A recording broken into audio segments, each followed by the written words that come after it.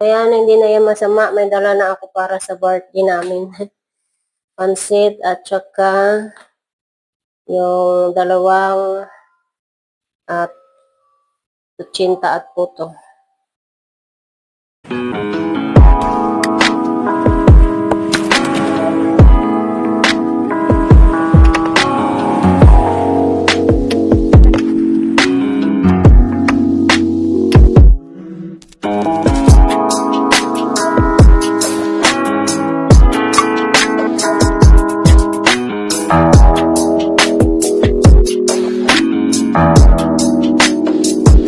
Hi guys! Welcome back sa ating channel. So for today's vlog, magluluto naman tayo ulit ng pansit canton. So ito, may nabili tayong pansit canton. Ang mahal to dito guys, $4.50. Nasa 100, 200, lapit na 200 pesos. So ito, dagdagan lang natin siya ng sotanghon. Ayan. Ang gagawin natin is bam-e. So, ito yung ating saw guys, hipon. So, magluluto tayo. Nandun na yung ating kawang. Ayan, mainit na siya. Mainit-init na siya.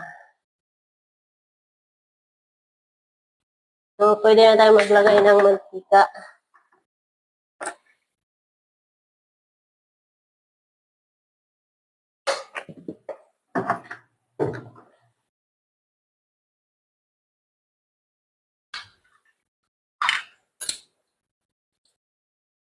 Alam niyo ba guys, paborito ko tong bam-e na to. So, ilagay na natin ang ating bawang sibuyas.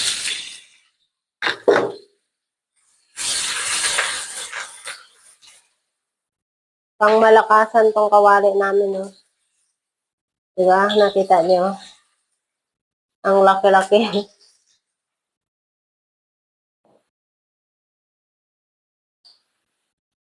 So, pwede na natin to siguro ilagay ang ating prawn. Yan lang nila ang sahog guys. Ito lang ang sahog natin. Kasi, alam niyo naman, ang mahal dito ng panahog. Ano sana atay at saka batikolon ng manok. Eh, wala nang market namin. Sarado na yung market namin dito guys. Kaya, ito na lang, hipon na lang. At doon ko pa to nabili sa kabilang street. Ang layo, nilakad ko pa. Nakakapagod. Charot. Nagre-reklamo ako. So, ayan. Igisa-gisa lang natin muna siya, guys. Siyempre, lagyan natin ng soy sauce. At itong pamalakasang sahog ay granules. At siyempre, itong ating oyster sauce. Kunti lang, guys, kasi matamis ang ating oyster sauce.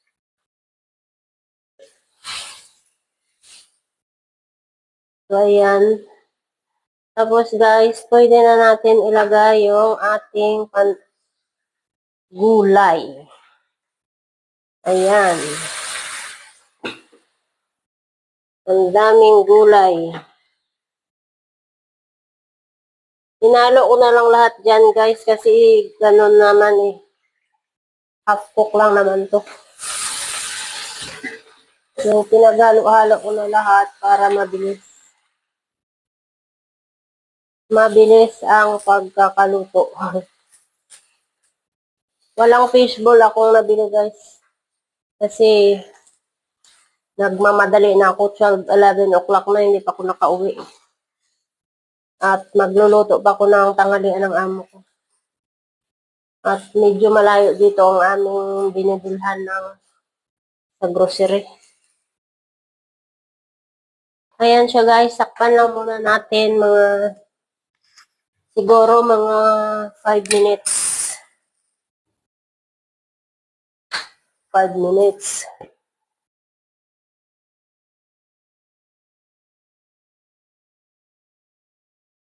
Takpan lang natin para medyo matuyo, maano yung gulay, maghapok. After 2 minutes, 3 minutes, pwede na yan. Hanguin natin, tapos ilagay natin sa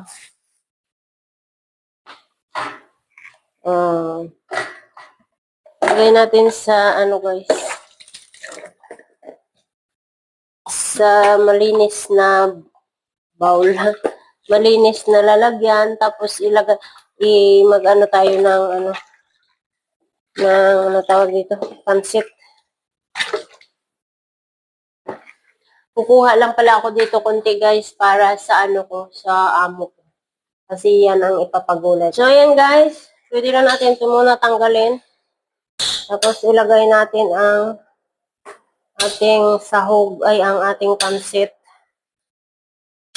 Kasi mamaya malanta to. Ma-overcook to siya. Saka na lang natin ilagay guys pag naluto na ang pansit.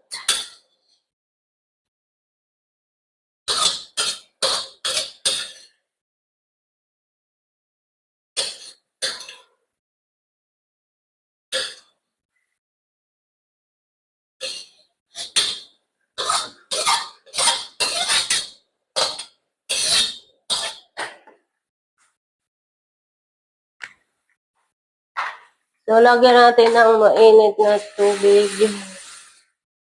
Kasi lalagay natin ang ating sotanghon. Siyempre, timplahan natin. Kasi nawala na yung lasa niya. Siyempre, sip-sip na yun ng ating tawag dito, gulay.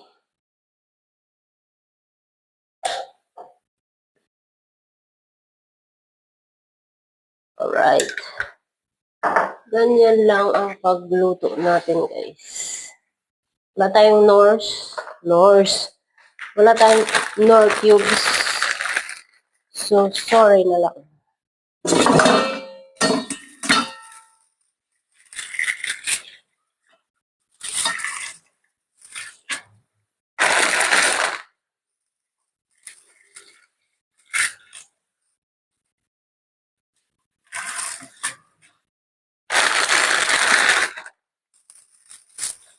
Sana magkasya to guys sa lalagyan ko.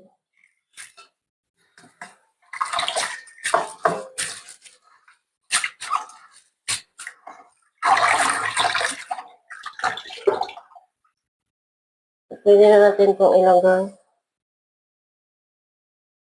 Mabilis ito maluto guys kasi tutanghon lang naman. At saka bihon. Ay, pansit canton pala. So, konti lang ang sabaw niya. Mamaya guys, dagdagan ko lang kasi mamaya hindi ko tumatansya. Mag-overlapuyot. Overcook siya or mabasa.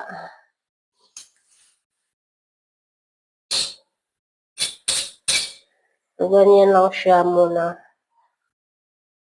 Tutakpan natin para medyo lumambot yung ating sotanghon.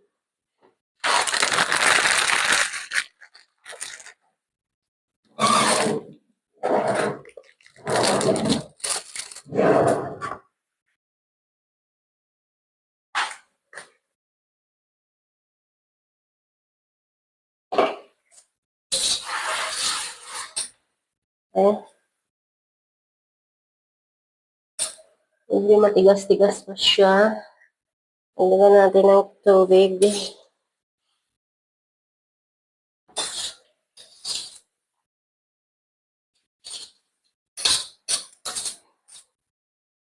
Sana guys, magkasya sa aking ano.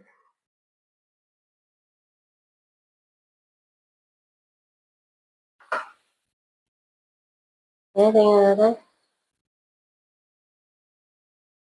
Tigas pa ang sotanghon.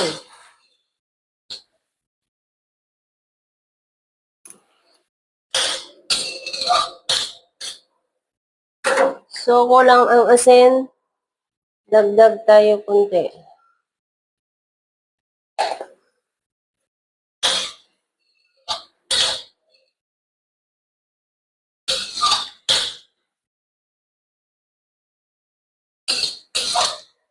Dagdagan natin ang sabaw. Para medyo ilipat ko na lang to siguro ang ko.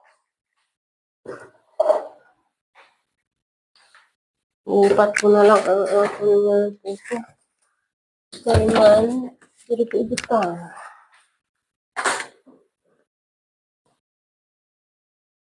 Nakita siya na din. Yung ikalibot ko. Nakita siya.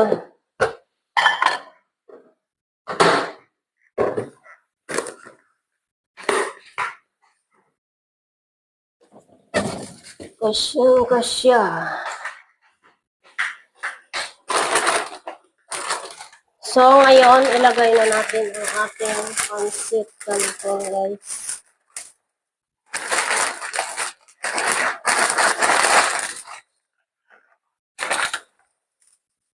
So, ganyan lang muna, guys. Baka hindi magkasya sa lalagyanan ko. Sayang. Hindi ko naman makain ko lahat dito. Kaya ang dinadampot ko, guys, malinis yan. Huwag kayong mag-alala.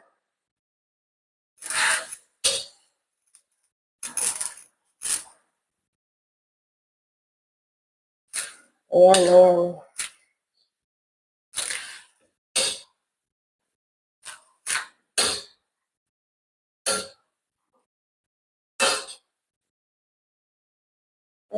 Dagdagan natin yung sabaw.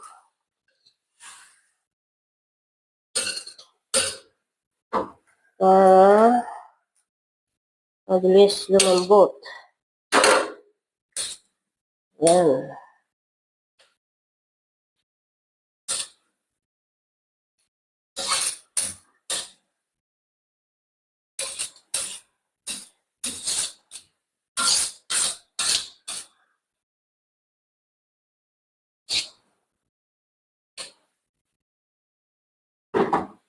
So, dagdagan natin ng syempre, soy sauce. Oyster sauce.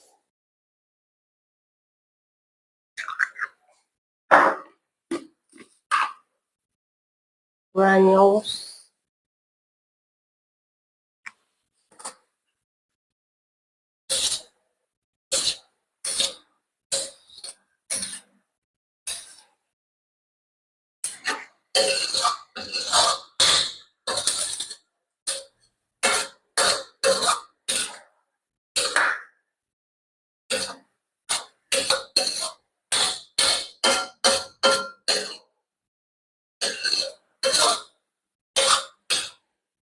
Tikman mo natin.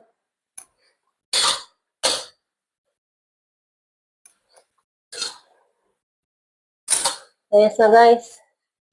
So, lagay natin ang ating gulay. Siyempre, pag nilagay ang gulay, haluin.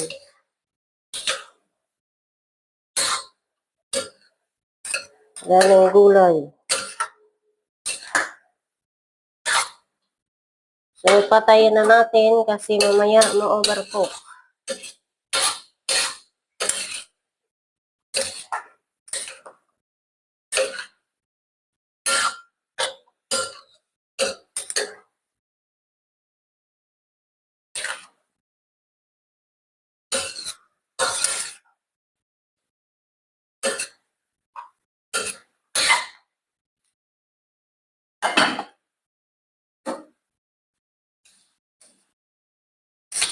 So, ayan na, luto na ang aking gulay. Ay, gulay.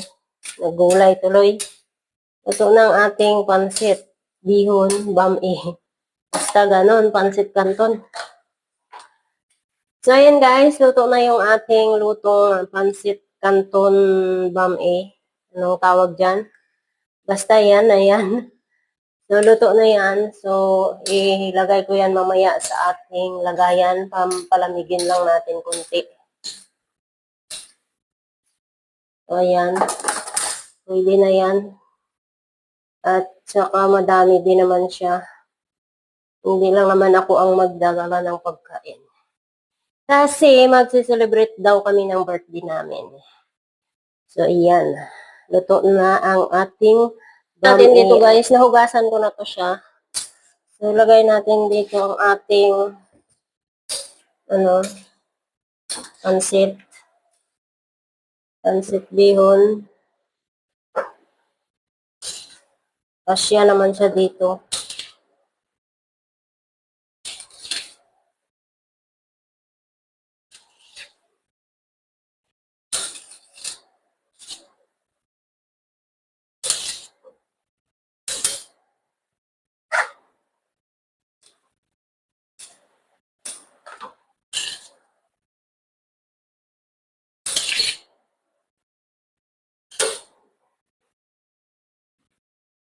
So, masarap ang amoy niya guys. Siyempre, pati lasa.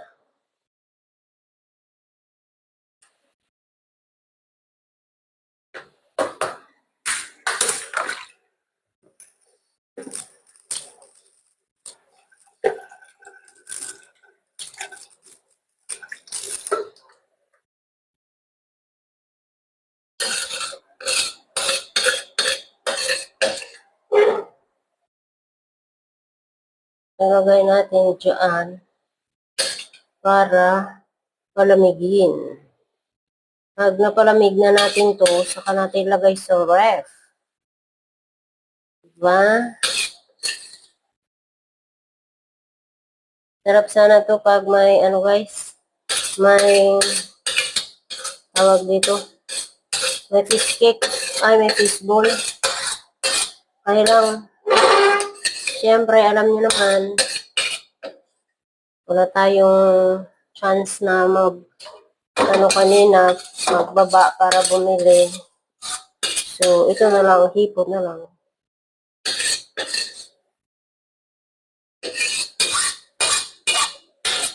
Dami na yung kakain. So, kung nilagay ko pa yung ang isang span, siguro kasi sakto-sakto siya. Pero okay na yan guys. Kasi, alam niyo ba kung bakit? Marami naman kaming pagkain na dala yung mga kasama namin. So, ayan.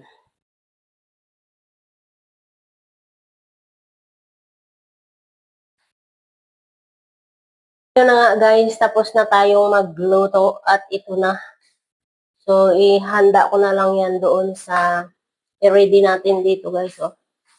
So, kasya naman pala sa microwave kasi bukas ilabas ko to. So, pagbalik namin galing simbahan, i-microwave ko para medyo mainit. Kasi ilagay natin sa rep mamayang gabi, di ba? So, ayan ang ating pansit bihon. Pansit bami daw yan kasi may sutangon. Pag bihon ang nilagay, pansit bihon. So, yun lang guys. Hanggang dito na lang muling ating video. Maraming salamat muli sa panonood.